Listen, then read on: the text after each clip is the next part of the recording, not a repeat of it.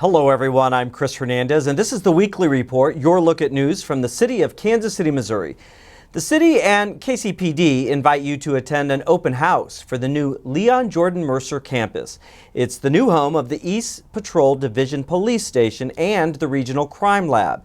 The event takes place December 1st. The dedication and ribbon cutting ceremonies start at 3:30 p.m. You can tour the facility before or after the ceremony anytime from 1 to 3 or 4:30 to 6:30 p.m. The $74 million project is located at 27th and Prospect Avenue. It was funded by the voter-approved public safety tax. The project replaces the East Patrol Division Station and the Regional Crime Lab. City agencies and community groups will also be present at that event to provide information about projects and services. Please join us. Kansas City, Missouri was recently recognized as one of 8 winners of the 2015 Robert Wood Johnson Foundation Culture of Health Prize. The prize celebrates the progress we've made to ensure good health throughout our city. Kansas City community groups will receive cash prizes totaling $25,000. Well, Kansas City is on a roll. This Culture of Health Prize, there are only out of 3,000 local and tribal health departments in the country, there are only 4 of us that have been nationally accredited and have won this prize. So 4 out of over 3,000. So we're really pleased. But just as the Royals are already planning for the next season, we're doing the same thing. We know we have a long way still to go, and everybody's coming together, and we're updating our plan, and it's going to be exciting. Kansas City was recognized for leveraging its unique strengths and rallying community partners around a shared vision of health. That includes the Health Department's Aim for Peace initiative. Aim for Peace uses health workers to hit the streets to interrupt violence. A 70% reduction in homicides in targeted intervention zones and a 24% reduction across the city can be attributed to those efforts. Now let's check in with some of our city's departments.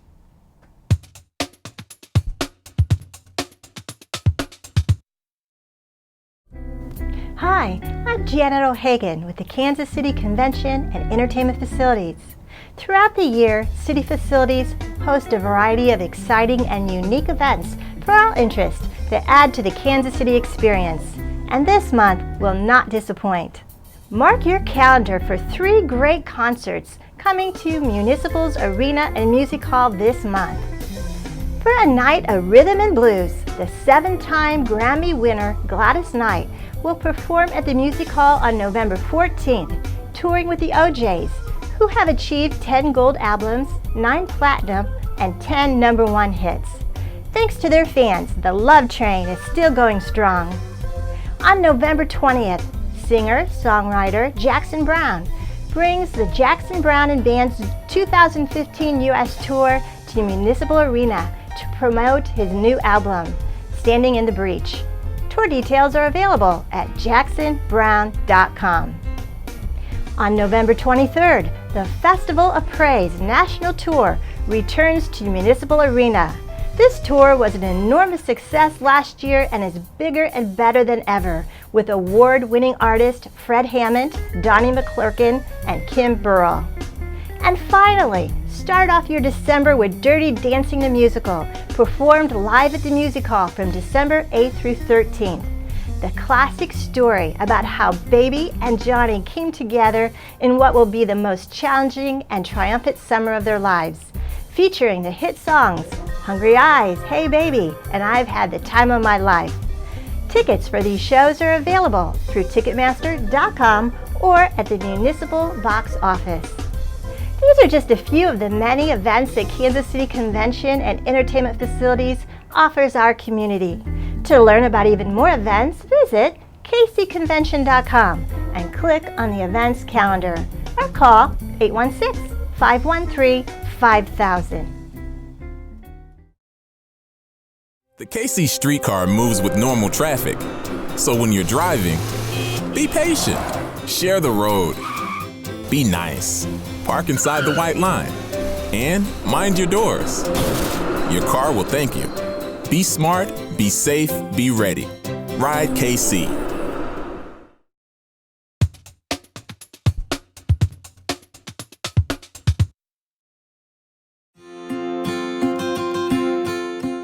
World Toilet Day is November 19th, but how much thought do you give to one of the most used fixtures in your home? During our lifetime, we spend an estimated 9,000 hours on the toilet. That's one full year.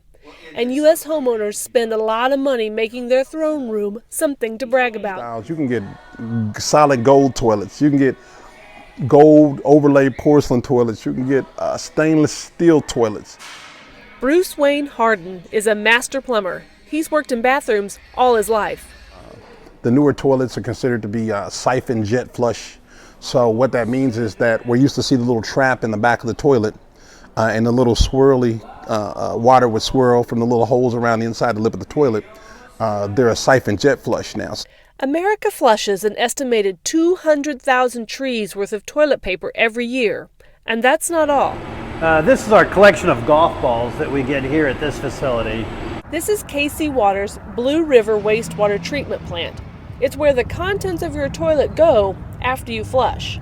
Sean O'Kelly is plant engineer. The main thing about a toilet is it's not a trash can, and no plastic should ever go down the toilet, nor should rags, nor the new fancy wet wipes, which are definitely flushable, but they don't break down, they're not treatable. All of that gets caught here in these bar screens.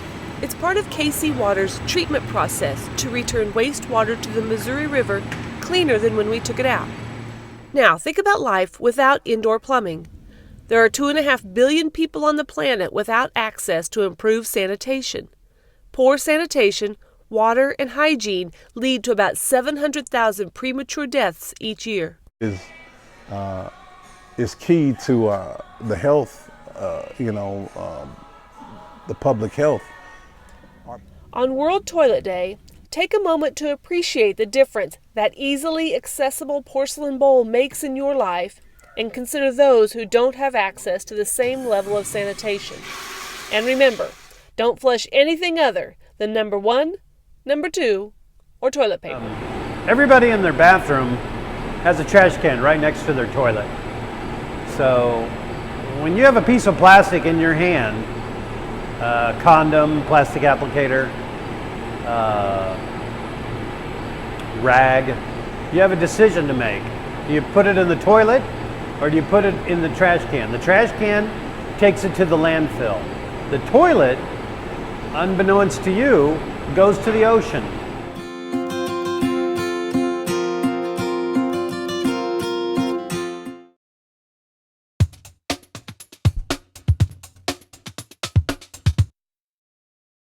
Artwork is just one of the many ways the Kansas City, Missouri Police Department, in partnership with others, is working to prevent crime.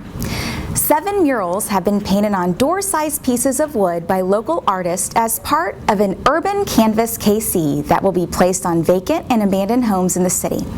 The artwork was created with the help of dozens of young people who not only received hands-on art education, but also provided the inspiration for the canvases. The project is part of KC Nova's Burn Grant area of operation, which includes the area along the Prospect Corridor from 25th Street to 39th Street and Paseo to Indiana. Garrick Haynes explains how the artwork will be used. With the artwork, we're going to, it's door-sized pieces.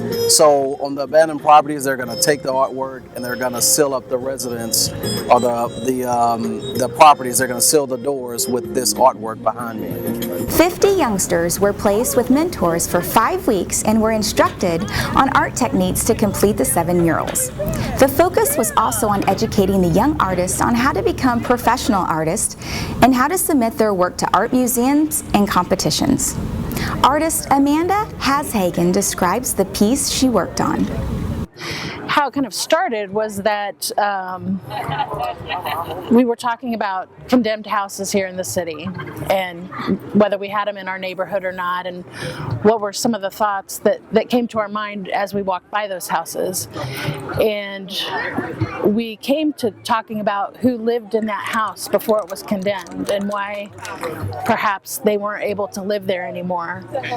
So that was one of the things that kind of got us starting and talking about, you know, inequality, institutionalized inequality.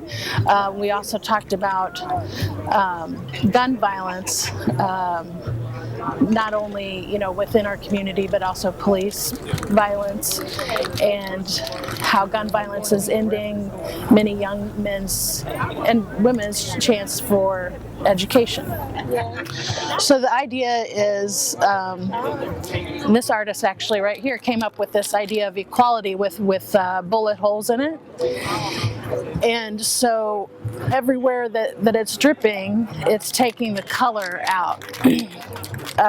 So the violence is taking the color and the vibrancy out of our city. And so the people down here represent all people, all shapes, all sizes, ages, colors, races. And the people working together is what brings the color back into our community, the vibrancy. And so there's just kind of this, constant struggle. And hopefully this will serve as a reminder for people to work together. Yeah. The mentors identified 2 young artists who will receive scholarships to attend workshops at the Nelson Atkins Museum of Art. The project is part of the Prospect Community Corridor Safety Program. The 7 neighborhood associations in that designated area will select a vacant house to receive an artist's treatment on its boarded up doors and windows. Sergeant Haynes explains the connection between abandoned homes and crime. It helps to deter crime from the abandoned properties. There's a lot of crime that goes on at abandoned properties, drug use, sometimes assaults, and just sometimes even just squatting, where people go inside and kind of make a home out of these abandoned properties. Even if the abandoned property's got if it's got a board on it, the people will tear the board down, and then they'll go inside the residence. So what we're doing with this is we're bringing attention to these properties so that it deters the people from wanting to even go to these abandoned properties, because there's a lot of people looking at them. KC Nova, in partnership with local initiative Support Corporation, Arts Tech, Kansas City Parks and Recreation, Vine Street Studios, and the Community Response Team, started Urban Canvas KC in July of 2015. Stay tuned for addresses where the works will be unveiled. I'm Sergeant Shelley Gaddis. Have a safe week.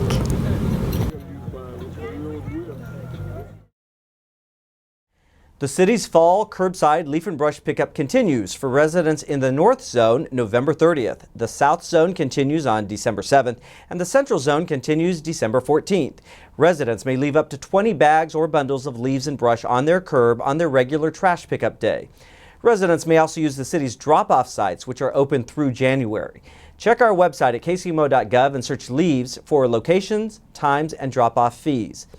In observance of the upcoming Thanksgiving Day holiday, city offices and the 311 Center will be closed on Thursday, November 26th and Friday, November 27th. Curbside trash and recycling collection for residents who usually have Thursday or Friday service will be delayed 1 day for the rest of that week. To view this program again or other Channel 2 videos, go to kcmo.gov and search Channel 2. That page has a link to our YouTube channel and a Channel 2 program guide. That does it for this edition of the Weekly Report. I'm Chris Hernandez. Have a great week and a great Thanksgiving.